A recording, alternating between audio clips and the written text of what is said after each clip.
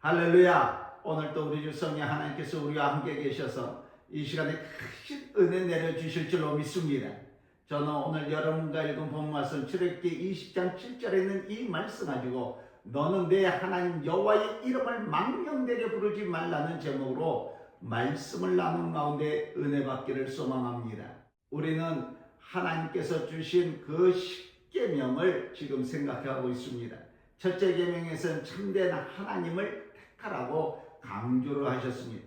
참되신 하나님 외에 자기 자신을 하나님처럼 생각해서 자신감에 사로잡혀 있는 사람들이 많이 있습니다.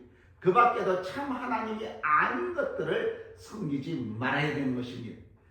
지난주에는 둘째 계명으로 하나님을 바로 알고 섬기라고 말씀했습니다. 하나님을 잘못 알고 우상을 하나님으로 섬기는 그러한 일들이 있습니다. 우상을 섬기지 말아야 되는 것입니다. 이스라엘 사람들은 광야에서 하나님을 보고 싶었습니다. 그래서 금으로 송아지를 만들고 그것이 자기들을 애굽에서 인도하여 낸 하나님이라고 생각했습니다. 우상을 하나님으로 잘못 섬긴 것입니다. 오늘 우리 가운데서도 그처럼 어떤 나무나 돌의 형상을 만들어서 거기에 절하는 사람들은 없지만은 하나님에 대해서 잘못 알아서 하나님 외에 다른 무엇을 하나님처럼 섬기는 잘못을 범하는 그러한 경우가 있는 것입니다. 종교적인 그러한 지도자를 우상화하지 말아야 되는 것입니다. 정치의 지도자를 우상화해서는 안 됩니다. 흔히 아부하다 보면은 우상하기가 쉽습니다. 조심해야 되는 것입니다. 남편이나 자녀가 사랑의 대상인 것입니다. 그것이 우상화되면 하나님께서 기뻐하지 아니하신다는 것입니다. 하나님은 우리를 극진히 사랑하시기 때문에 질투심이 강하신 것입니다. 하나님 외에 다른 것 무엇이든지 더 사랑하는 것을 싫어하는 것입니다. 왜 그렇습니까? 하나님께서는 우리만을 사랑하시기 때문인 줄로 믿습니다. 오늘은 셋째 계명으로 너는 내 하나님 여호와의 이름을 망령되이 일컫지 말라고 말씀하고 있습니다. 다시 말해서 내 말을 듣고 진지하게 받아들여라. 만일 내 말과 내 뜻 그리고 방법을 신실하고 진지하게 받아들이려 하지 않으면 나는 너희에게 화평이나 안정, 능력을 줄 수 없다는 말씀인 것입니다. 비록 이 계명이 오래전에 주어져 있지만은 오늘을 사는 저와 여러분들에게 아직도 감동을 주는 이유가 바로 여기에 있는 줄로 믿습니다. 우리가 사는 이 시대는 여러 가지의 불안한 병으로 감염이 되었습니다. 그런데 환자가 의사의 처방을 받아들인 것을 거절한다면 병은 병대로 심각해질 수밖에 없는 것입니다. 의사는 환자의 병에 대해서 책임질 수가 없을 것입니다. 사랑하는 성도 여러분 뿐만 아니라 우리가 하나님의 말씀을 진지하게 받아들이지 아니할 때 하나님은 우리의 죄를 용서해 주실 수가 없고 하나님께서 우리의 죄를 용서하여 주시지도 않으신다는 것입니다. 그래서 하나님께서 나 여호와는 나의 이름을 망령되이 일컫는 자를 죄 없다 아니하리라 이렇게 말씀하고 있습니다. 나 여호와 하나님의 말을 듣고 나의 하나님을 신실히 받아들이라는 것입니다. 먼저 우리는 지금 하나님의 경고를 진지하게 받아들일 때인 줄로 믿습니다. 그렇게 생각할 때 오늘 셋째 계명 뜻은 너희는 하나님의 경고를 헛되이 받아들이지 말라는 말씀이 되는 것입니다. 이 충고야말로 참되게 또 바로 살려고 하는 또 힘쓰는 우리에게 얼마나 유익이 되는 말씀인지 모릅니다. 하나님의 경고를 진지하게 받아들이지 않음으로 말미암아 멸망한 사람들이 얼마나 많이 있습니까? 인류의 조상 아담과 하와를 보시기 바랍니다. 하나님은 분명히 동상 각종 나무의 실과는 내가 임의로 먹되 선악을 알게 하는 나무의 실과는 먹지 말라. 내가 먹는 날엔 정령 죽으리라고 말씀해 주셨습니다. 그런데 아담과 하와는 하나님의 말씀을 진지하게 받아들이지를 않았습니다. 뱀이 와서 꼬실 때 하나님의 말씀을 의심하고 오히려 뱀의 말을 옳게 여겼습니다. 하나님의 경고를 무시하고 선악과를 따먹고 만 것입니다. 그 결과 어떻게 됐습니까? 기대했던 대로 평화와 기쁨이 온 것이 아니었습니다. 오히려 불안과 공포가 찾아온 것입니다. 결국 에덴 동산에서 내어 쫓기는 비참한 최후를 맞이하게 됩니다. 결국은 죽게 된 것입니다. 노아의 때를 보시기 바랍니다. 사람들이 얼마나 나쁘게 되었든지 죄악이 세상에 관연하고 그 마음이 생각이 모든 계획이 항상 악해서 하나님께서 이 땅에 사람 지은 것을 후회하시게끔 되었습니다. 참다 못해서 내가 창조한 이 인간들을 이 지면에서 아예 쓸어버리고 말겠다. 사람뿐만 아니라 육축과 기는 것과 공중의 새까지 그리하겠다고 말씀했습니다. 이때 노아는 의인이요 그 당대의 완전한 사람으로 하나님의 많은 은혜를 받고 있었기 때문에 하나님께서 노아를 불렀습니다.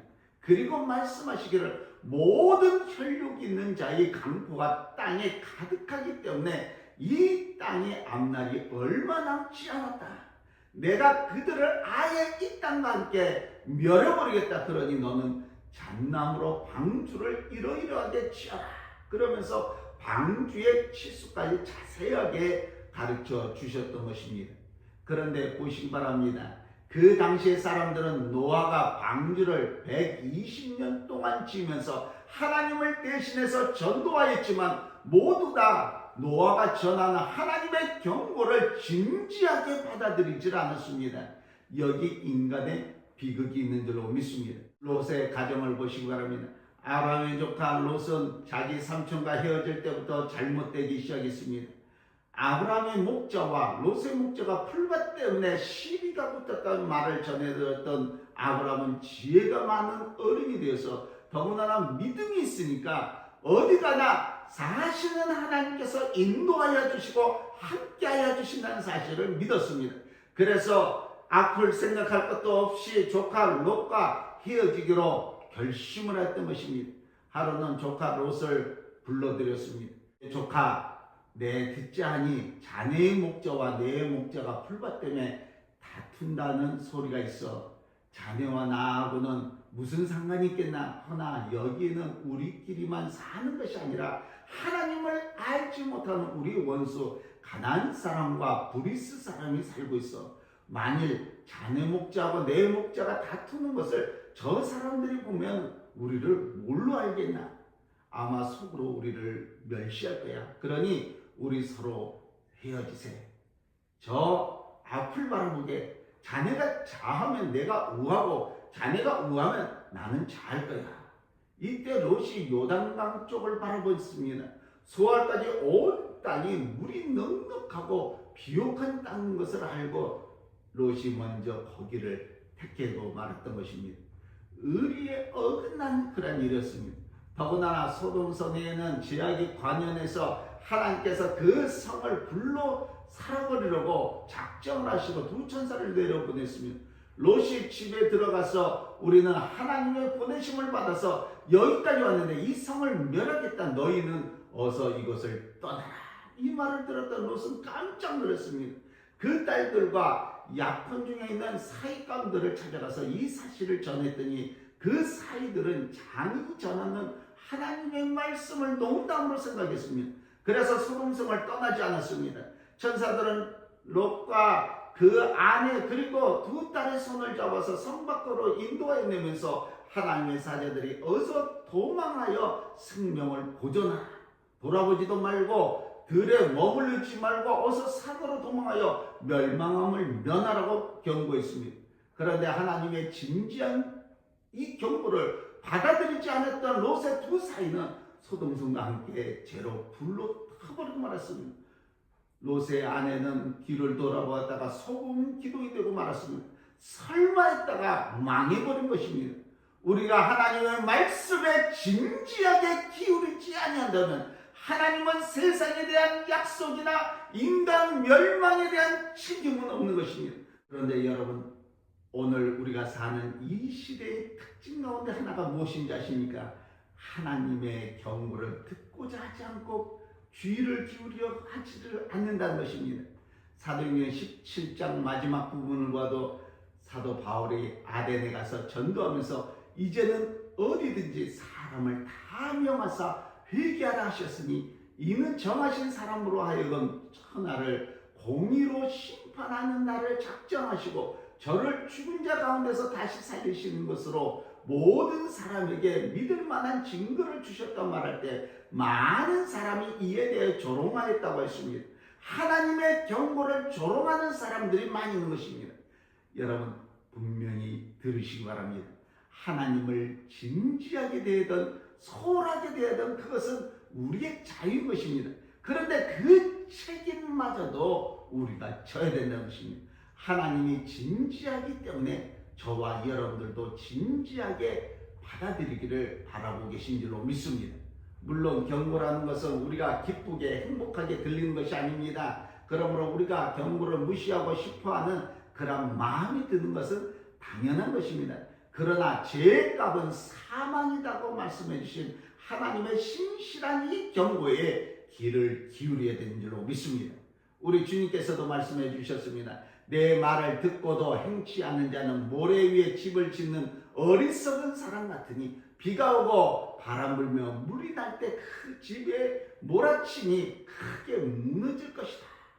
물론 이 말은 유쾌한 말이 아닙니다. 그러나 인생의 안전을 위해서 우리는 하나님의 경고를 신실하게 받아들여야 될 줄로 믿습니다. 그렇지 않으면 그 결과는 멸망으로밖에 갈 수 없는 것입니다. 우리는 고압선 근처나 물결이 심한 폭포 근처에 위험이라는 그런 표지판을 보게 됩니다.